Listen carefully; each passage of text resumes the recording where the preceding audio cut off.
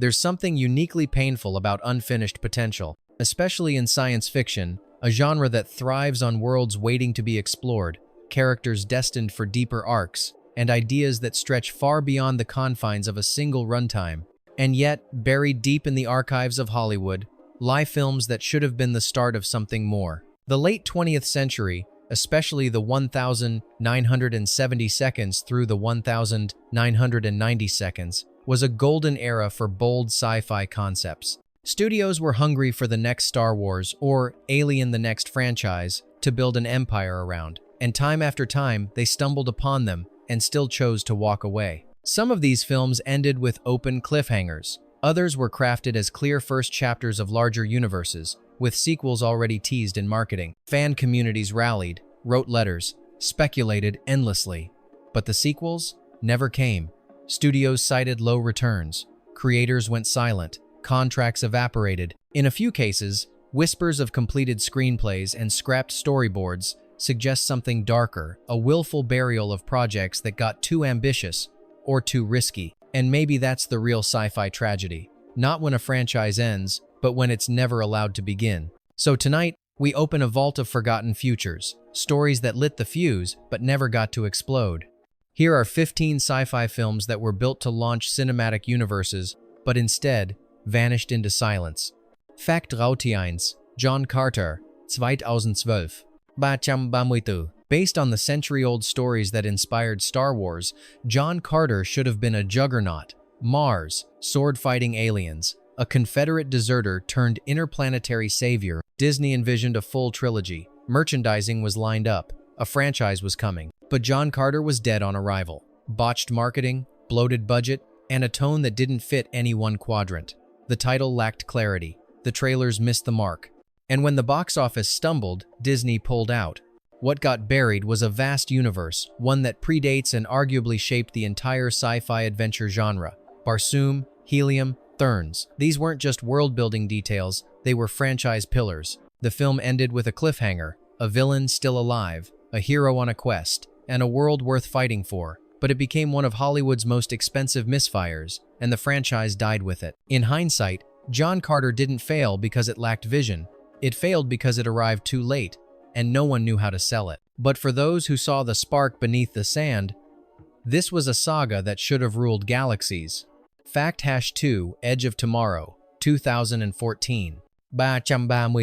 Live, die, repeat. That was the tagline, and it became the legacy. Edge of Tomorrow took a time loop mechanic and wrapped it inside an alien war narrative, elevated by Emily Blunt's unforgettable performance and Tom Cruise's rare vulnerability. It ended perfectly and imperfectly. The reset, the survival, the lingering questions about memory and fate. Fans were desperate for more. The manga source material had more to give. Warner Brothers promised a sequel. Blunt and Cruise were in. A title was floated. Live, die, repeat, and repeat. Then, silence. Schedules conflicted, scripts stalled, and the moment passed. As of now, the sequel remains in limbo, occasionally teased, never confirmed. And that's the tragedy. Edge of Tomorrow didn't just reinvent action sci-fi. It made you want to return again and again. It built a world of rules, stakes, and strange beauty. Instead of a franchise, we got one perfect loop, and a promise that never reset. Fact 13 Tron, Legacy 2010. It took nearly 30 years for Tron to get a sequel. But Tron, Legacy wasn't just a continuation, it was a complete redesign. A digital opera drenched in neon, underscored by Daft Punk, and dripping with philosophical ambition. It introduced new characters, new conflicts, and an open ending that practically demanded a third film. Quora, an isomorphic algorithm born in the grid, enters the real world, representing a singularity moment for science and humanity. Plans were in place. Tron 3 aka Tron, Ascension, was greenlit, with scripts written and cast returning, but Disney pulled the plug. Why? Because Tomorrowland underperformed. That's all it took. Tron, Legacy became a high-budget orphan, its visuals and ideas adored by a cult, but its momentum shattered. The Tron universe, with its cyber philosophy and immersive aesthetic, was made for sequels, shows, even games. But it was treated as a one-time spectacle. To this day, fans hold out hope. Rumors of a Jared Leto reboot linger, but for many, Tron. Legacy is the middle chapter of a trilogy that never finished, and maybe never will. Fact #4 District 9, 2009. Bacham Bamuitu. When District 9 landed, it didn't feel like a debut, it felt like a warning shot from a new cinematic voice. Neil Blomkamp's alien apartheid allegory, framed as a documentary turned war film, was brutal, intimate, and undeniably original. And its ending? Practically a trailer for District 10. The protagonist, Wikus, transformed into a prawn-like alien, waits for the mothership to return a 3-year promise that fans clung to for over a decade. The world of District 9 was rich. Corporate militaries, slum-settled extraterrestrials, alien technology ripe for exploitation. It was a playground of ethical dilemmas, ready for expansion, but the sequel never came. Blomkamp's career veered into uneven territory. Studios grew cautious. Despite occasional updates and scripts in development, District 10 became a ghost title, always close, never real. Why it never happened remains a mystery. The film was profitable, Oscar-nominated, and had a built-in fan base. Perhaps the allegory was too pointed, or maybe Hollywood didn't trust the vision behind it. Whatever the reason, District 9 is the rare sci-fi film where the last shot is a first chapter, and yet that chapter still hasn't been written. Fact #5. The Man from Earth, 2007. Bacham Bamuitu.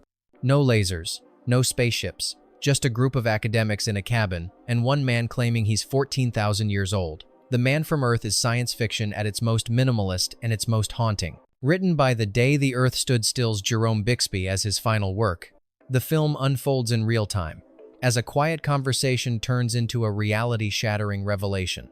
And just when it seems to resolve, the final moments open a door far bigger than anyone expected. It was never meant to be a franchise. And yet, it begged for one, not in spectacle, but in scope. What other lives had this man lived? What other truths did he bury? A micro-budget sleeper hit, the film became a cult phenomenon through piracy and word of mouth. A quasi-sequel was made, The Man from Earth, Holocene, but it lacked the impact of the original and left fans divided. The truth is, the franchise that could have emerged from this wasn't one of sequels but of philosophical sagas, anthology-style explorations of immortality, memory, and time. But the moment passed, the fire faded. Still, to this day, fans ask, what would you say if someone you trusted told you they never died? And that question alone should have launched something eternal. Fact #6. Battle Beyond the Stars, 1980. Bacham Bamuitu. In the wake of Star Wars, every studio scrambled to launch their own space saga. Roger Corman, the king of low-budget ingenuity, responded with Battle Beyond the Stars, a cosmic reimagining of the Magnificent Seven, produced for a fraction of what Lucas spent on one effect shot. But here's the thing, Battle Beyond the Stars wasn't a joke. Its world was vast, strange, and overflowing with alien cultures, sentient ships, and ancient galactic threats.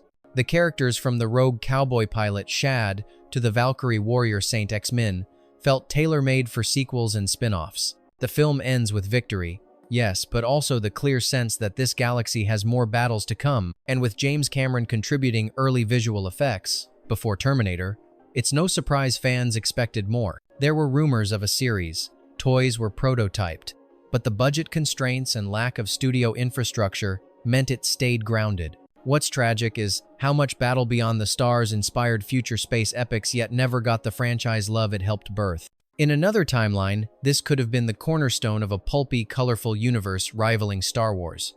In ours, it's a beautiful, scrappy, one-off, forgotten, but foundational.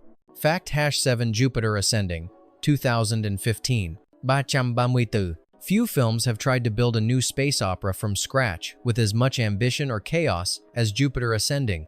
Written and directed by the Wachowskis, it introduced a galactic aristocracy, DNA dynasties, and a secret history of Earth tied to alien commerce. It was messy, sure, but also rich, daring, and brimming with ideas.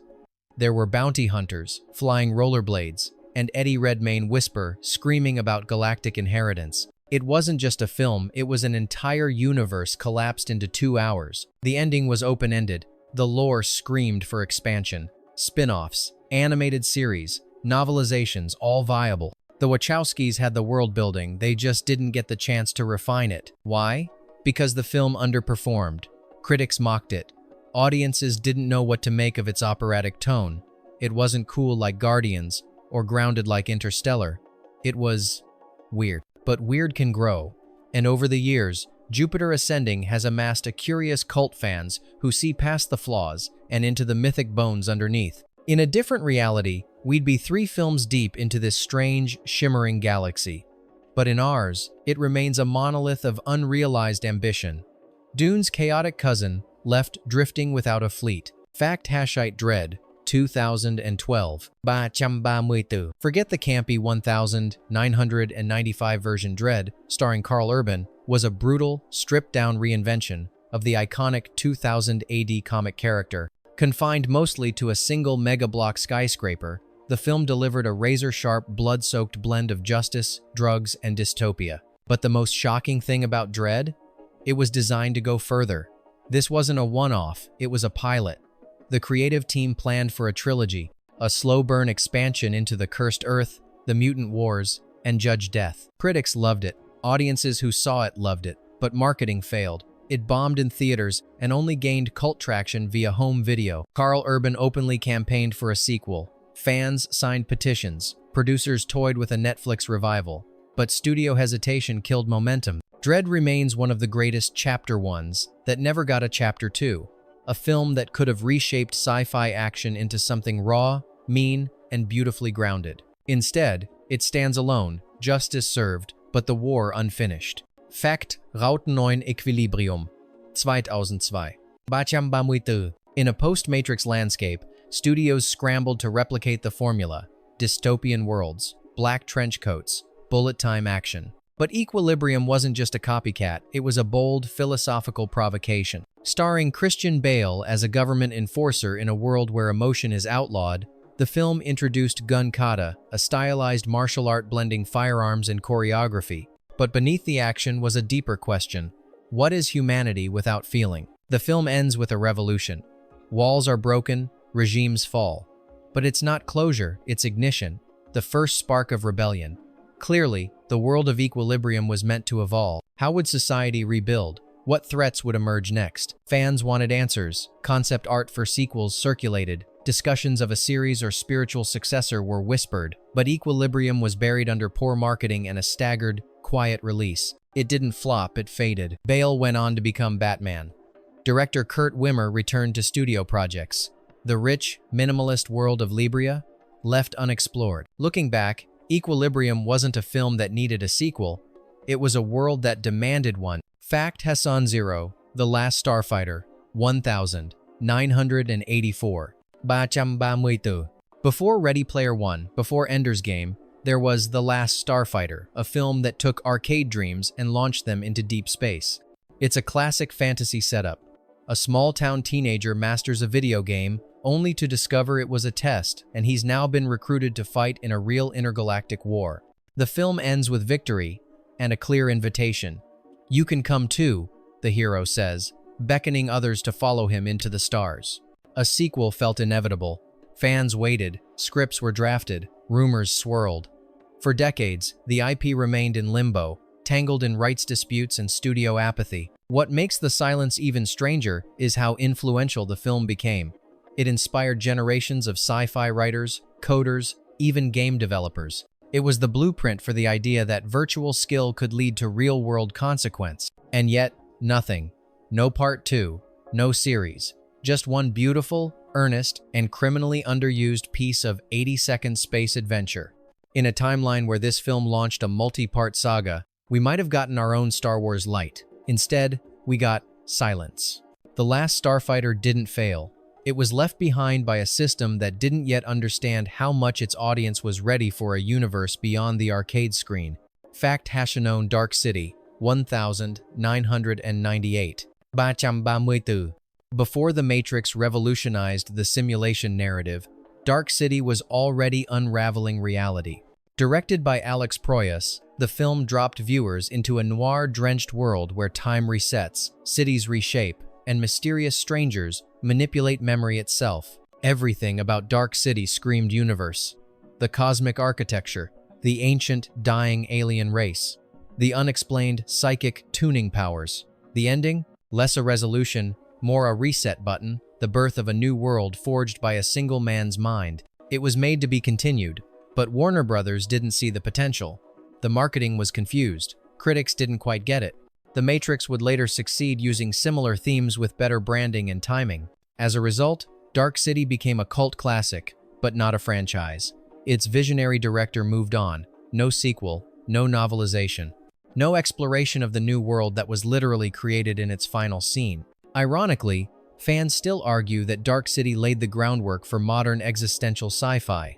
It could have been the flagship for a darker, more cerebral sci-fi cinematic universe. Instead, it remains suspended, like its floating city, in a forgotten corner of genre history. Fact Hason 2 Push, 2009. Bacham. Released at the height of superhero cinema's second wind, Push seemed positioned to be the gritty alternative. Starring Chris Evans just before he would wield Captain America's shield and Dakota Fanning, the film introduced a richly layered world where psychics, telekinetics, and precogs were hunted by a global shadow agency known as Division. But this wasn't just another mutant movie. Push unfolded like an espionage thriller crossed with Akira. The jargon-heavy world-building, diverse power sets, and cliffhanger ending with characters still on the run, and major plot threads unresolved, made it obvious. This was meant to be Chapter 1. Lionsgate and Summit had plans. The DVD release hinted at sequels. Online ARGs teased a broader mythology. Yet, despite its unique premise and cult following, Push fizzled at the box office, overshadowed by flashier franchises. The problem wasn't the concept, it was the timing. Before streaming allowed slow-burn sci-fi to thrive, Push was trying to launch an interconnected story universe in theaters without the Marvel infrastructure behind it. Today, it's a curious footnote in Evans's career, and a painful reminder that sometimes the world you build is too big for a single film to carry. Push too far, too soon. Fact Hason 3 Sky Captain and the World of Tomorrow, 2004. Bacham. A pulp dream rendered in digital ink, Sky Captain and the World of Tomorrow was both retro and revolutionary. Starring Jude Law, Gwyneth Paltrow, and Angelina Jolie, it was a love letter to 1,930 seconds adventure serials, filtered through a fully blue-screened, CGI-heavy aesthetic that predated Sin City and 300. The film teased a larger universe of flying cities, mad scientists, and post-steampunk technology. Characters like Commander Frankie Cook and the mysterious Dr. Totenkopf hinted at deep backstories. Even the title "And the World of Tomorrow" sounded like Chapter 1 of something grand. But the film's stylized visuals and unconventional tone proved polarizing. Audiences didn't know what to make of it. Box office returns were soft. Plans for sequels, including one set on a floating city in Venus's atmosphere, were shelved indefinitely. Director Cary Conran, once hailed as a digital visionary, never directed another feature film. His entire cinematic universe collapsed under the weight of a single misunderstood release. Today, Sky Captain is remembered as a cult gem, a digital frontier before its time, a first issue without a series, a spark that should have lit the sky, but flickered out instead. Fact Hason 4 Chronicle, 2012. Bacham. What if a found-footage superhero origin story didn't lead to hope, but to horror? Chronicle, directed by Josh Trank, was an anomaly in the superhero-saturated 2010 seconds. It was lean, dark, intimate. The tale of three teenagers who gain telekinetic powers and spiral into destruction. The final scene all but screams franchise. With one survivor fleeing to Tibet to discover the origin of their powers, fans expected a sequel to deepen the mythology. Scripts were rumored, plans were leaked. A cinematic universe of grounded, morally ambiguous superhumans was in the works. Then, silence, studio politics, behind-the-scenes conflicts, and a disastrous fallout between Trank and 20th Century Fox. After Fantastic Four tanked, all conspired to kill the follow-up. What remained was a single, brilliant firework of a film, left dangling with more questions than answers. In an era where franchises bloated with spin-offs and reboots, Chronicle stood apart as a film that genuinely deserved continuation, but was abandoned instead. Some say the story was too dark. Others believe Hollywood simply didn't know what to do with a superhero saga that didn't sell toys. Either way, Chronicle became the pilot episode of a franchise that never aired. Fact Hason 5 Strange Days, 1995. Bacham. Before Black Mirror, before Minority Report, there was Strange Days. Directed by Catherine Bigelow and produced by James Cameron, this noir-infused cyberpunk thriller painted a disturbingly prescient vision of 1999 Los Angeles. Memory recordings, systemic corruption, and racial unrest, all filtered through a gritty, chaotic lens. The film ends not with resolution, but revelation. The characters survive, but the world they live in is far from saved. Seeds were clearly planted for a larger story, one where the illegal playback technology spreads, mutates, and consumes the culture from within. There was room for a trilogy, even a full-blown cinematic universe exploring the ethics of memory and digital addiction. But Strange Days was a box office disaster. Critics were divided. Audiences weren't ready for how raw, prophetic, and emotionally brutal the film was. It made less than a fifth of its budget. The franchise dream died quietly, and Hollywood never let Bigelow direct another sci-fi feature for over 2 decades. Ironically, the tech featured in Strange Days feels more relevant than ever. Neural interfaces, immersive memory playback, surveillance states all now creeping into real life. The film wasn't just ahead of its time, it was too far ahead. And maybe that's why the franchise never happened. Not because it lacked vision, but because the future it predicted hit too close to home. Bonus fact, Southland Tales, 2006. Bacham tu. And before we reach the end, let's talk about a film that's too weird to ignore. Southland Tales is the cinematic fever dream that nearly ended Richard Kelly's career. Following the cult success of Donnie Darko, he returned with an apocalyptic sci-fi musical starring The Rock, Sarah Michelle Gellar, and Justin Timberlake singing The Killers. It wasn't a film, it was part 4/6 of a planned 6-part story, with the first 3 chapters released only as graphic novels. It had time rifts, twin identities, energy conspiracies, and porn stars predicting Armageddon. It bombed spectacularly at Cannes. Critics hated it, distribution was butchered, and yet it's grown into something mythical. Why? Because Southland Tales was trying to be a franchise in reverse. It was already a universe. It just started in the wrong place. Some fans believe the graphic novels and deleted scenes contain keys to unlocking its meaning. Others think it was never meant to be solved. Either way, it remains a cursed artifact, a sci-fi franchise that never had a chance, but left a crater anyway. Franchises don't die because of bad ideas. They die because of bad timing, studio, fear, or silence. These films weren't just one-offs. They were gateways to larger worlds cut short before they could breathe. So now, the question is yours. Which of these forgotten sci-fi foundations deserves resurrection, and which should remain untouched relics of what could have been? Drop your thoughts. And remember, just because a film stands alone doesn't mean it was ever meant to.